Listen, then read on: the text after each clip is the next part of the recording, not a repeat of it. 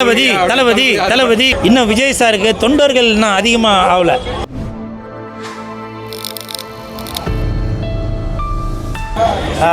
Vijay sir வந்து சொல்லியிருந்தாங்க, நான் வந்து கேப்டனோட தம்பி அப்படின்னு சொல்லியிருந்தாங்க. அப்படி பாருங்கள், கேப்டன் அவர்கள் எந்த இடத்துல போனாலும், தூணில் இருந்தாலும் துரும்பில் இருந்தாலும், இன்னைக்கு அரசியல் பண்ண வேண்டும் என்றனால் கூட இன்னைக்கு கேப்டன் அவர்கள் தேவைப்படுறாங்க, எம்ஜிஆர் ஐயா அவர்கள் தேவைப்படுறாங்க. அப்படித்தான் கூடிய விரைவில் உலகமே உற்று பார்க்கக்கூடிய ஒரு அரசியல் மாற்றம் வரும் அப்படின்னு சொல்லி எல்லாரும் எதிர்பார்த்துட்டு இருக்கோம்.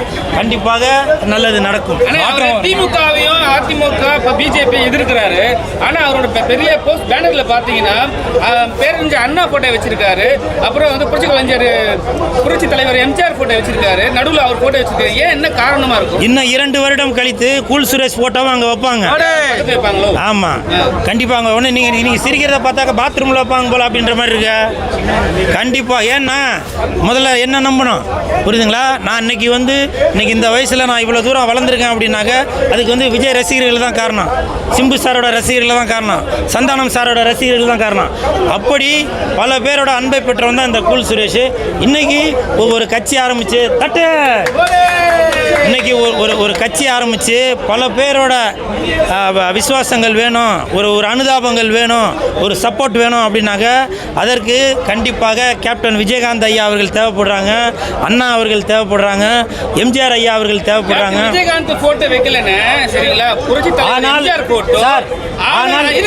நானும் கேட்கிறேன் சரிங்களா.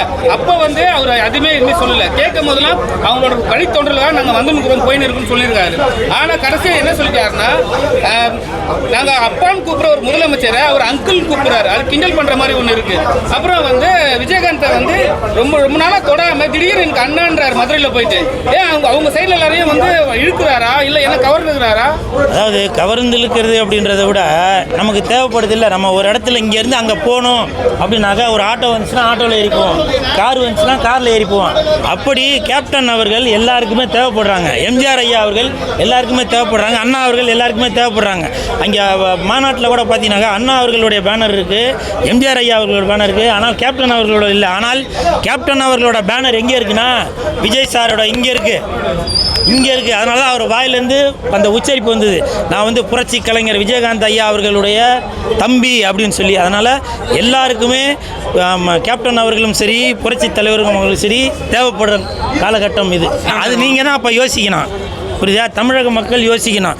ஏன்னாக்கா இவ்வளோ நாளாக நடிகர்கள் நாட்டை ஆண்டுட்டு இருந்தாங்க, மற்றும் மறுபடியும் இன்னொரு நடிகர் வந்தாக்க அது எப்படி சரியாக இருக்குமா அப்படின்ட்டு நீங்கள் யோசிக்கணும். ஏன்னா விஜய் சாரோட தம்பி தான் நான் வந்து விஜய் சாரோட ரசிகன் தான். இதுக்காக நான் விஜய் சாரை வந்து எதிர்ப்பு சொல்லவில்லை. ஆனால் ஒரு ரசிகனை கிட்டத்தில் சேர்க்கலைனாக்கா அது எனக்கு மனசு கஷ்டம்தான்.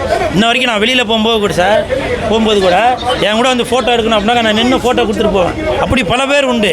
அப்படி இருக்கும்போது அந்த கம்பியில் கிரீஸ் தடவை எனக்கு ஒரு மன வருத்தம் தான். அது இன்னொரு ரொம்ப யோசிக்கணுங்க. ஏன்னா சில பேர் கூட்டத்தில் போய் விஜய் சாரை நசுக்கிடுவாங்க, கையில் கீறி விட்டுருவாங்க, சில அசம்பாதங்களும் நடக்குது.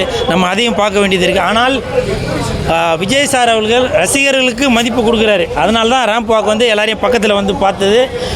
அந்த கிரீஸ் தடவின விஷயம் எனக்கும் மனசில் கிரீஸ் தடவின மாதிரி தான் இருக்குது. நம்ம தமிழ்நாட்டில் ஆளாத ஆட்சியாளரே கிடையாது, அவங்களாம் இவ்வளோலாம் பண்ணதே கிடையாது. ஏன் மக்களை வந்து எத்தனையோ பேர் கவர்ந்து எடுத்துக்கிறாங்க. ஏன் நீங்கள் சொன்னால் கூட பாருங்க, ரஜினி சார் கூட நின்று போட்டோ கொடுப்பாரு. இவர் ஏன் வந்து அது மாதிரி ஒரு விஷயத்தை எடுத்துன்னு வராரு? அது காரணம் ஏதோ இசட் பிரிவாக ஏதோ ஒரு இது கொடுத்துருக்காங்க இல்லையா, என்ன ஏற்றுக்கலையா? ஏன்னா கட்டுக்கடங்காத கூட்டம். சில நேரம் ஒரு கயவர்கள் இருக்க கூட செய்யலாம். இப்போ நான் இருக்கேன், கூல் சுரேஷ் கூட இருக்கேன், நான் பேசுகிறத வச்சு எல்லோரும் நீங்கள் சந்தோஷமாக என்ஜாய் பண்ணுறீங்க. ஆனால் அதில் கூட ஒரு கருப்பாடு இருக்கும். அந்த மாதிரி சப்போஸ் எதுவும் அசம்பாவிதங்கள் எதுவும் நடந்து விடக்கூடாது என்பதற்காக கூட விஜய் சார்கிட்ட வந்து ரசிகர்கள் கிட்ட நெருங்க விடாமல் இருக்கலாம். இன்னொன்று என்னன்னாக்கா, விஜய் சார்கிட்ட நேற்று நான் இதை வச்சு சொல்கிறேன், விஜய் சார் எதுவும் என்ன தவறாக எடுத்துக்காதீங்க, ரசிகர்களே எதுவும் என்ன தவறாக எடுத்துக்காதீங்க. இன்னும் விஜய் சாருக்கு தொண்டர்கள் இன்னும் அதிகமாக ஆகலை. ஏன்னா நேற்று மாநாடில் நான் பார்த்த வரைக்கும் விஜய் சாரோட ரசிகர்களாக தான் நிறையா பேர் வந்திருந்தாங்க. குழந்தைங்களை கூட்டிகிட்டு வந்திருந்தாங்க, இப்போ லேடிஸ்லாம் வந்திருந்தாங்களே, அவங்க எல்லாரும் நான் வந்து விஜய் சாரோட தொண்டன் அப்படின்னு சொல்லி யாரும் சொல்லலை. எல்லாருமே நான் விஜய் சாரோட ரசிகன் அப்படின்னு சொல்லி தான் வெளியூர்லேருந்துலாம் வந்திருந்தாங்க. அதனால் அந்த ரசிகர்கள் எல்லாம் தொண்டர்களாக மாறணும். அப்போ வந்து அந்த கிரீஸ் தடவுறத கிரீஸ் தொடச்சி எடுத்துருவாங்கன்னு. அதனால் இது அரசியல்ன்றதுனால நீங்கள் இவரை திட்டணும், அவங்க இவரை திட்டணும். ஆனால் ரசிகர்களும் தொண்டர்களும் நீங்கள் நல்லா ஜாலியாக இருந்திருப்பீங்க, நாங்கள் சண்டை போட்டுப்போம். அதுதான் நடக்குது. அதனால் நான் சொல்கிறேன், ரசிகர்களுக்கும் தொண்டர்களுக்கும் சொல்கிறேன், தயவு செஞ்சு சொல்கிறேன், இந்த அவங்க சண்டை போட்டுருக்கிறத வச்சு நீங்கள் தயவு செஞ்சு சண்டை போட்டுக்காதீங்க. உங்களுக்கு ஏதாவது ஒன்று ஆச்சுனாக்க உங்கள் குடும்பத்தை யாருங்க பாப்பா? ஏதாவது ஒரு அசம்பாவிதம் நடந்தால் உங்கள் குடும்பத்தை யாருங்க பாப்பா? உங்கள் தாய் தந்தை யார் பாப்பா? உங்கள் ஃபேமிலி யார் பாப்பா? யோசிச்சு பாருங்க. நீங்கள் படம் பார்க்க வந்தாக்க அது ஒரு என்டர்டெயின்மெண்ட், அதை பார்த்துட்டு அப்படியே ஜகா வாங்கிக்கிங்க. இல்லைனாக்கா நடுத்தரில் தான் நிற்கணும். ஆனால் 12 அடி ரேம்ப் போட்டு எல்லா இடமே லாக் பண்ணிட்டாங்க. அதில் இல்லாமல் வந்து ஏறக்கூடாதுன்னு சொல்லிட்டு க்ரீஸ் தடவிட்டாங்க.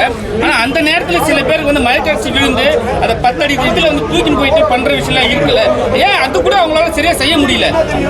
இல்லை, அதாவது கூட்டம் ஒரு 10 பேர் இருந்தால் பரவாயில்ல, ஒரு 1000 பேர் இருந்தால் பரவாயில்ல, லட்சக்கணக்கில் வந்துருச்சு. ஆனால் லட்சக்கணக்கில் கூட்டம் கட்டுக்கடங்காத கூட்டம் வந்ததுனால அவங்களால வந்து கண்ட்ரோல் பண்ணல.